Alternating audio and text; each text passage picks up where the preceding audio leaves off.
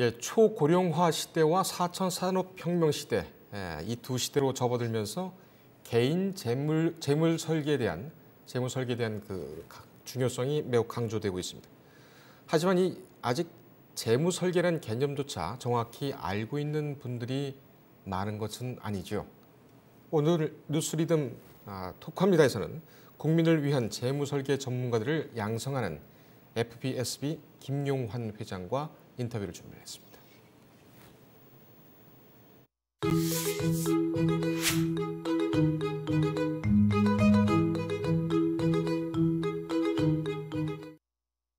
네, 오늘 토크합니다 시간에는 특별 인터뷰를 준비를 했습니다. 국내 유일 국제공인 재무설계사 자격 인증기관이죠. 한국 FPSB 김용환 회장 모셨습니다. 네, 김 회장께서는 금융위원회 상임위원, 금융감독원 수석부원장, 한국수출입은행장, NH농협 금융주주회장 등으로 40여 년간 한국 금융 발전을 위해서 힘써오신 한국 금융업계의 거목이십니다. 회장님 안녕하십니까? 안녕하세요. 네, 모시게 돼서 반갑습니다. 반갑습니다. 예. 네. 2017년 말이었죠. 금융위원회 종합감사가 있은 후에 조직 전반에 대한 쇄신이 필요하다. 네. 이런 필요성에서 FPSB에 2018년 9월에 영유되셔서 취임을 하셨습니다. 우선 1년간의 소회를 여쭙기 전에 FPSB가 어떤 단체인지를 먼저 좀 설명을 부탁드리겠습니다. 네, FPSB가 영어로 하니까 예. 굉장히 아마 일반인한테는 생소한 것 같아요. 그 FPSB는 사회자께서 말씀하신 영어로 하면 Financial Planning Standard Board, 예. 한국말로 딱히 명칭하기가 좀 어렵지만 굳이 한다면 재무설계 표준위원회 예. 정도로 아시면 되겠고요. 예. 이 FPSB는 세계적으로 이 본부가 미국 덴버에 있습니다. 덴버예요? 그래서 세계에서 26개 국가가 가입되어 있습니다. 예. 그러니까 덴버에 있는 세계 국제 재무설계위원회에서 네. 이 자격증을 주는 업무를 각 나라에 위임을 해서 예. 한국의 FPSB가 그 세계 FPSB 본부로부터 위임을 받은 범위 내에서 예. 자격증을 주고 네. 관리를 하는 기관입니다. 그렇군요. 자격증은 이 두 가지가 있습니다. 네. 모든 나라는 CFP라는 한 개의 자격증을 주고 있지만 Certificate Financial Planner로서 예. 근데 한국은 Associate Financial Planner Korea라고 CFP가 굉장히 어려운 자격증이기 때문에 예. 그 전 단계로 AFPK를 먼저 수료하고 그 다음에 CFP를 볼 수 있도록 예. 이렇게 두 단계 절차를 만들어서 저희들이 한국 FPSB가 이제 자격증을 부여하는 기관입니다. 시험을 출제하고 예. 관리하고 자격증을 수여하고 하는 기관이라고 보시면 되겠습니다. 예. 재무 설계 하니까는 뭐 언뜻 그 어떤 기능을 하는지는 이해가 갑니다만 구체적으로 재무 설계 어떤 재무 설계를 한다는 통상의 재무 설계는 이제 뭐 개인이든 개인이 되겠죠. 대부분 가정에서 자기가 가지고 있는 재산을 어떤 데에 투자해서 어떻게 수익을 내서 그 계획을 그 돈을 어떻게 장기적으로 예. 잘 활용할 수 있겠는가 그런 장기 설계 플랜을 해주는 게 재무 설계라고 보시면 됩니다. 예. 그러니까 자기가 가지고 있던 벌었든 부동산이든 현금이든 보험이든 모든 재산을 일목요연하게 정리해서 예. 그럼 그런 자산들이 어떻게 잘 증가해서 관리를 해서 미래에 예. 어떻게 잘 활용해서 쓸 수 있는 계획을 예. 이 전문가들이 CFP 전문가들이 개인적으로 예. 이 자문을 해주고 설계를 해주고 하는 그거를 재무 설계라고 보시면 됩니다. 그렇군요. 예. 그러니까는 가진 재산을 잘 관리를 하고 유지를 하는 것, 이것을 적극적인 재산 관리라고 한다면 가지고 있는 부채라든지 위험 요소를 미리 예측을 해서 리스크를 없애는 것, 소극적인 재산 관리도 같이 재무 설계에서 같이 하는 기능으로 보면 될까요? 예, 그렇습니다. 예. 예, 자산의 범위에서는 이제 부채를 뺀 것도 중요하지만 부채를 어떻게 잘 관리해야 자산이 늘어나는 거니까 예. 결국 그걸 다 포괄해서 예. 한다고 보시면 될 것 같습니다. 그렇군요. 예. 굉장히 중요한 기능을 하는 그런 예, 그렇습니다. 설계사들이군요. 예. 취임 1주년 뭐 쉼 없이 지금 달려오셨습니다. 취임하신 이후에 이 FBSB가 일신했다는 그런 평가들이 대체적인 것 같습니다. 1년 소회가 어떠십니까? 진짜 1년이 굉장히 빠르게 예. 지나가는 것 같습니다. 사실 FPSB 회장으로 취임할 때까지는 FPSB의 기능과 역할에 대해서 정확하게 모르는 면도 있었습니다. 예. 근데 와서 보니까 이 기관이 한 20여 년, 2001년에 FPSB 코리아가 도입된 이후에 예. 한 20여 년의 세월이 흘렀는데 그렇군요. 이게 상당한 기간을 한 17년, 15년을 한 역량 있는 회장님이 네. 쭉 해왔기 때문에 이게 발달되지 않았는가. 예. 근데 그런 과정에서 이제 금융위원회에 감사도 처음 이제 받았고 예. 와서 보니까 그런 감사의 문제점도 문제점이지만 기본적으로 이 조직의 체계적이고 시스템적으로 기본 골격의 갖춤이 좀 부족하지 않았나 생각이 돼서 오자마자 이제 KPMG를 통해서 조직을 진단, 뭐 큰 조직이든 작은 조직이든 조직의 진단을 할 필요가 있다 해서 조직 진단을 하고 직제 규정을 만들고 모든 규정을 필요한 거는 제정, 없던 거는 제정하고 있는 것은 개정해서 1년 동안 제대로 된 그 시스템을 기반을 구축하는데 쓰지 않았나. 또 하나는 이 조직이 제가 봐서는 상당히 미래지향적이고 어느 나라고 지금 이 재무설계사들이 상당히 활발하게 활동하고 있고 훌륭한 역할을 하는데 비해서 우리나라 FBSB는 그동안에 너무 관행적으로 계속 현재 상태를 유지한 게 아닌가. 그래서 제가 오자마자 비전 2021 예. 3년 계획을 세워가지고 좀 미래지향적으로 앞으로 FBSB가 어떤 방향으로 가야 될 건가를 고민을 하고 예. 비전 21을 발표하게 됐습니다. 예. 회장님께서는 좀 겸손하시게도 전임자에 대한 그 어떤 잘 정착을 하셨다는 그런 장점과 또 좋은 점을 말씀을 해주셨고요. 그렇다면 저희로서는 이해가 되는 것이 지금까지 FBSB는 물론 이제 취임하시기 전입니다. 그 전까지는 정착기라고 본다면 회장님께서 취임하신 다음에 이제 도약기다 이렇게 이해가 되고 있습니다. 발전 3개년 계획 그 비전을 발표하신 것, 이것이 이제 지난 1년간 중점적으로 추진했던 사업이다 이렇게 이해를 하면 되겠습니까? 그렇습니다. 물론 기본이 잘 갖춰져야 미래 발전도 있다시피 예.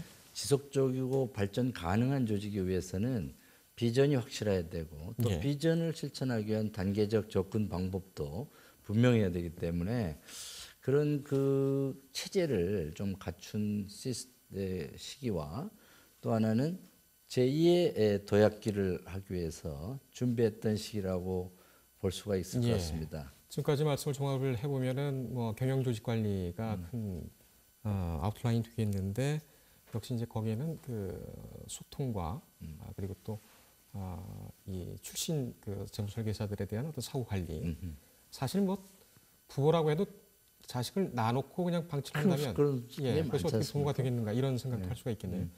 예, 잘 알겠습니다. 그럼 지금부터는 이 재무 설계와 관련해서 좀 여쭙도록 하겠습니다.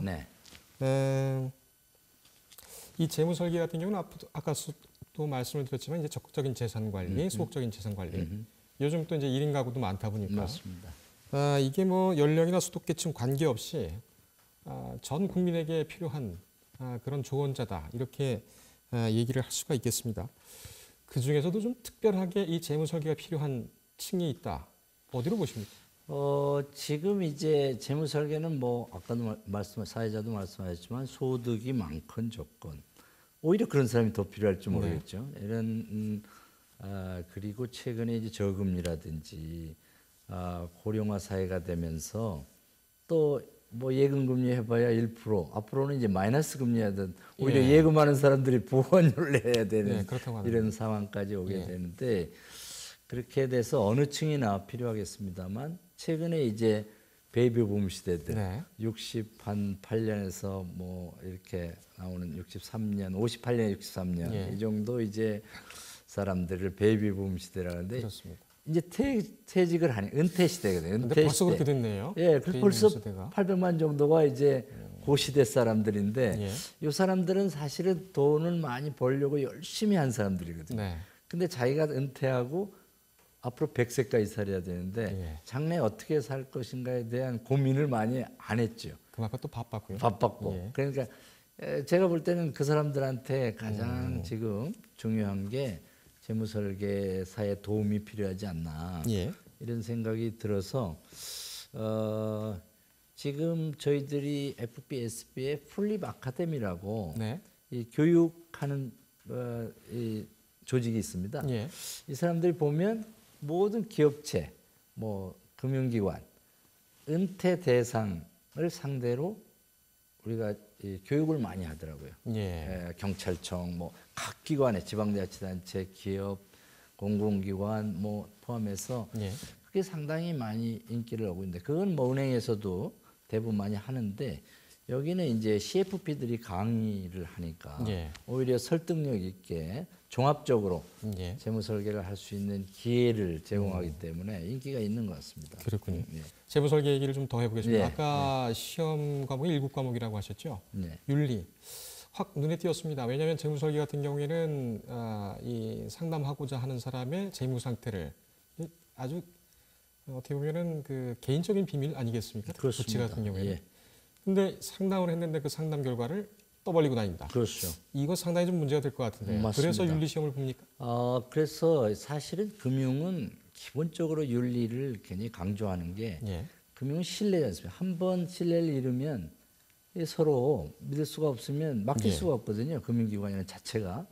그래서 윤리가 굉장히 중요함에도 불구하고 다른 자격증이나 이런 거는 그런 게 없어요. 근데 이거는 특별 윤리 교육을 받아야 됩니다. 윤리기관을 지정해가지고 몇 시간을 윤리교육을 반드시 받도록 돼 있고 또 이 자격증이 중요한 거는 2년마다 갱신하게 돼 있습니다. 2년마다요? 2년마다 유지 요건이 있어서 2년마다 갱신을 해야 되고 2년마다 특별 교육을 받도록 돼 있어요. 그만큼 업데이트를 시켜서 최근에 한데 다른 자격증은 그런 유지 요건이 없거든요. 그러니까 이거야말로 국제적인 정말 훌륭한 자격증입니다. 여러 가지를 공부하고 윤리를 또 특별 이수 교육도 해야 되고 그다음에 2년마다 유지 요건으로 갱신해야 되는 이런 굉장히 엄격하게 관리하기 때문에 이거야말로 우리 소비자들한테 믿고 맡겨도 괜찮은 이런 자격증이기 때문에 이게 빠른 시일 내에 제도권으로 들어와서